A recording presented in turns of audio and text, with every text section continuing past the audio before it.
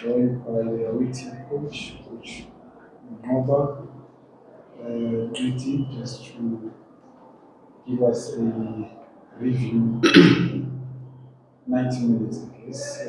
Coach, maybe just start with those remarks, just a summary of the 90 minutes, and then we'll take a few questions from the floor. Good evening to everyone. I think the game came out the way we expected it. We knew they would be defending with a medium to low block, mainly low block. And we knew we had to try and probe as much as we can. And no wonder we had 20 shots on target, 20 shots at goals. But unfortunately, they only had 2 shots on target, and they are both goals. And we knew they're a team that does not need too many chances to punish you. The only sad thing is when the goals that we considered, because it's the areas that we worked very hard on and we identified. And particularly the first goal, we knew that Shiramandara is the most important player for them. And his crossing precision is very good. And it was unfortunate for Motobi in the far post to have both Kakora and Makubu at the same time.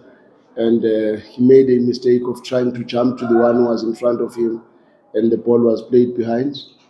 And that's how we considered the first goal. But I think we had complete dominance of the game, which we were not surprised. And we had possession in very good positions of the field, not necessarily in front of them. I think we had 80% possession and 20% with so many shots at goals. But unfortunately, I think the universe called this one, because I don't think there's anything much we could have done to win this match. Yes, there were a few bad decisions in the final third, where instead of a pass, you shoot. Instead of maybe taking a shot, you still want another pass. So those decisions I expected, more especially when we are playing against a team that retreats and never really comes towards the ball. But to see so many good shots taken, and credit must be given to Chipezeze again. I think he stood out for them, and no wonder he became the man of the match. I think he's been very important in this tournament. It's probably one of the strangest things I've ever had in football in my coaching career, where a goalkeeper of the champions is the is the man of the match in 4 consecutive matches of the competition up until they win the competition. And he did very well.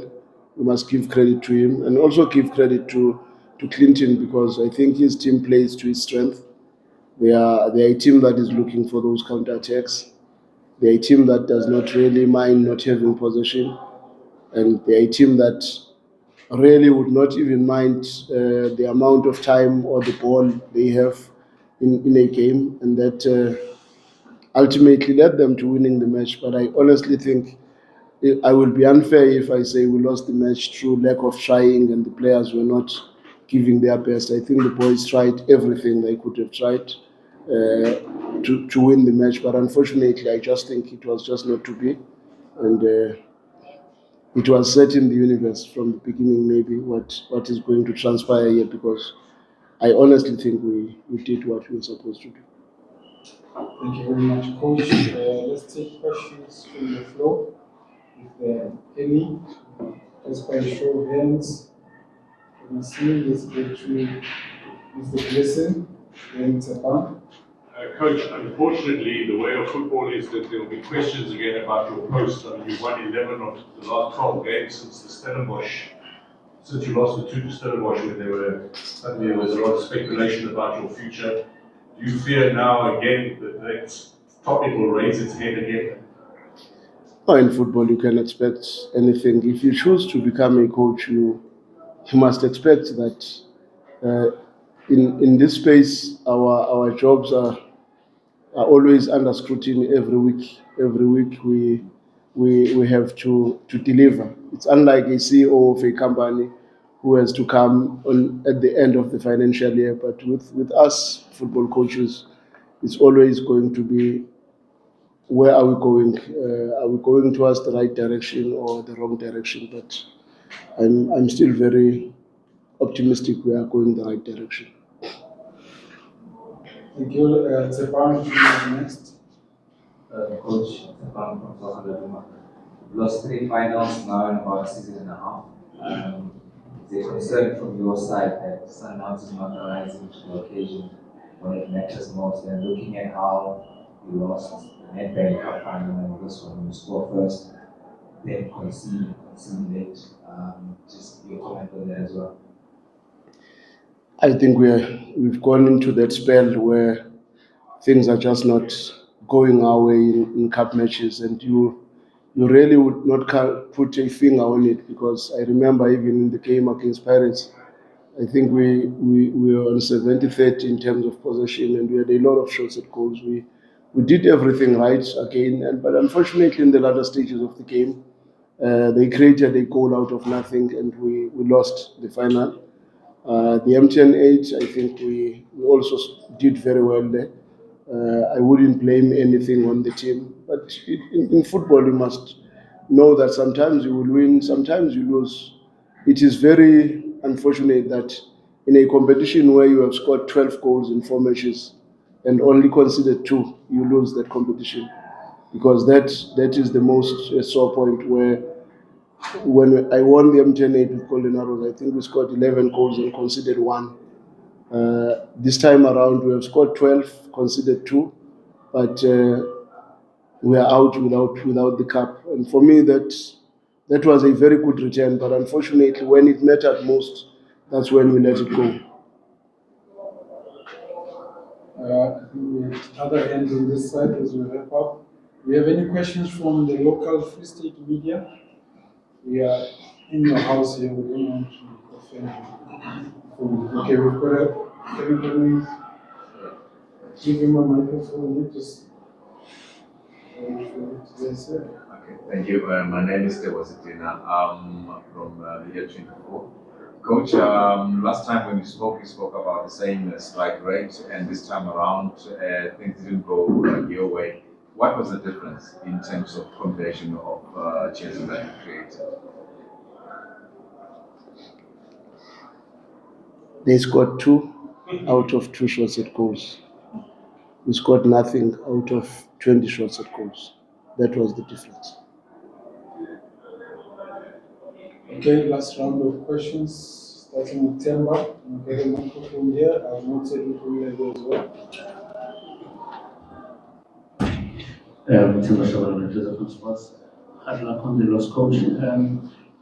On the hindsight, one can say you knew the danger that you were faced with based on how you analyzed the match and the personnel and the coaching that they will be getting.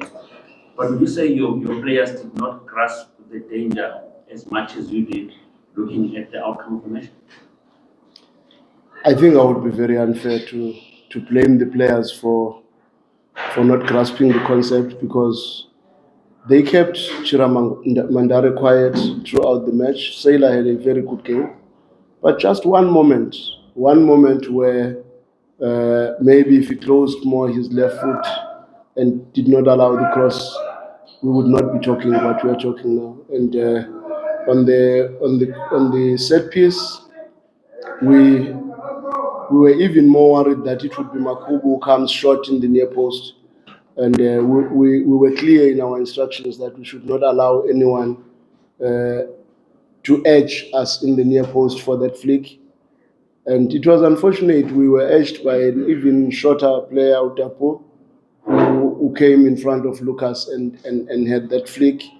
And unfortunately, behind that, we did not look very good in terms of marking, because I think Abrams had a clear tap in. We did not do much with that.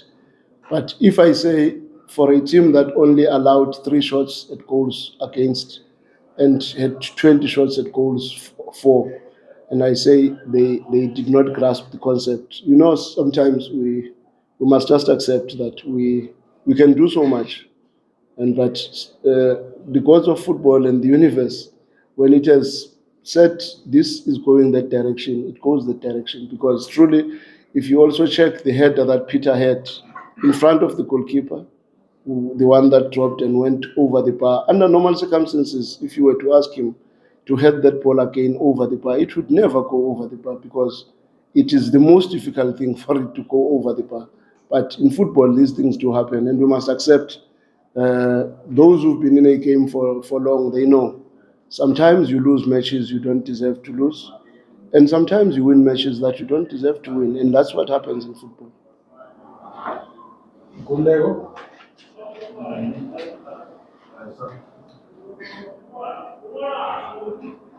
So, Coach, in South Africa, it's usually, we usually see local coaches written off the 2 years ago. I can't hear properly.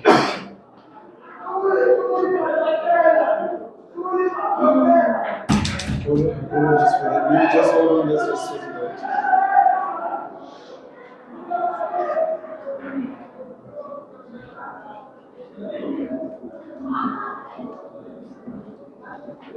Coach, do you need him to repeat or did you get the chance? I did not hear the question. In South Africa, so easy to write local coaches off. Coach less than 2 years ago, he was competing in the ABC League. Today, he has become the current Betway champion. Just a lesson from his journey in football, and just you can relate to your own journey as well.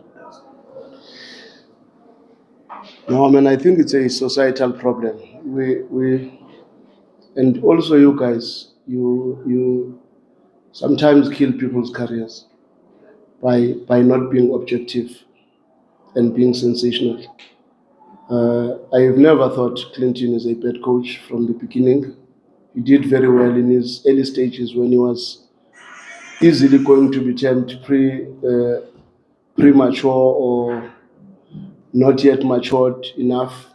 He had very good stints in clubs that he coached, and he has done very well in his career. And it was so strange to see a coach like that going down to the ABC Mosepe League, and a lot of people were brought into the club from different countries who could not even do maybe better than what he did.